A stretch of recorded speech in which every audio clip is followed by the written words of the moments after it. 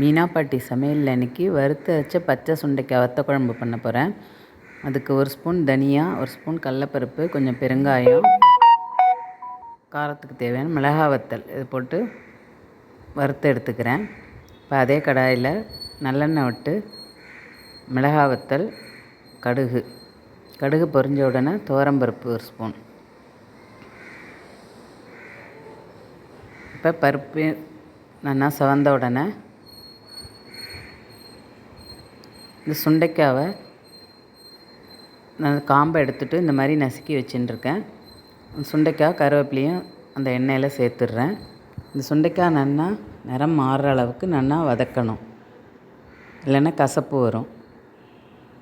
நல்லா சிம்மில் வச்சு நல்லா வதக்கிக்கிறேன். இந்த மாதிரி நல்லா வதக்கிடுத்து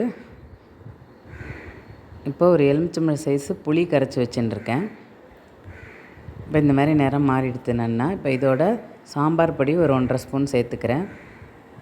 சேர்த்து நல்லா மிக்ஸ் பண்ணி விட்டுட்டு அந்த எண்ணெயில் இப்போ கரைச்சி வச்ச புளியை அதோடு சேர்த்துக்கிறேன்.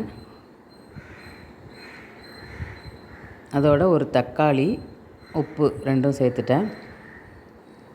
இப்போ மஞ்சப்பொடி 1 ஸ்பூன் சேர்த்துக்கிறேன். இப்போ அது நல்லா கொதிக்கட்டும். அதுக்குள்ளே நம்ம வறுத்து வச்ச சாமானை மிக்சியில் போட்டுட்டு ஒரு 2 ஸ்பூன் தேங்காய் சேர்த்து, ரொம்ப தேங்காய் வைக்கக்கூடாது, கெட்டியாக போயிடும்.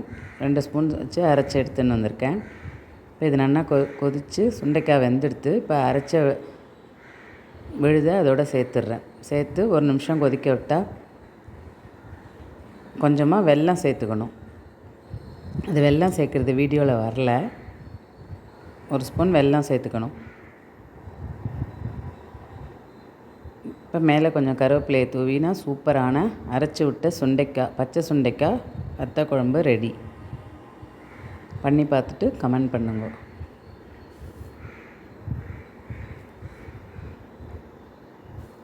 தேங்க்யூ.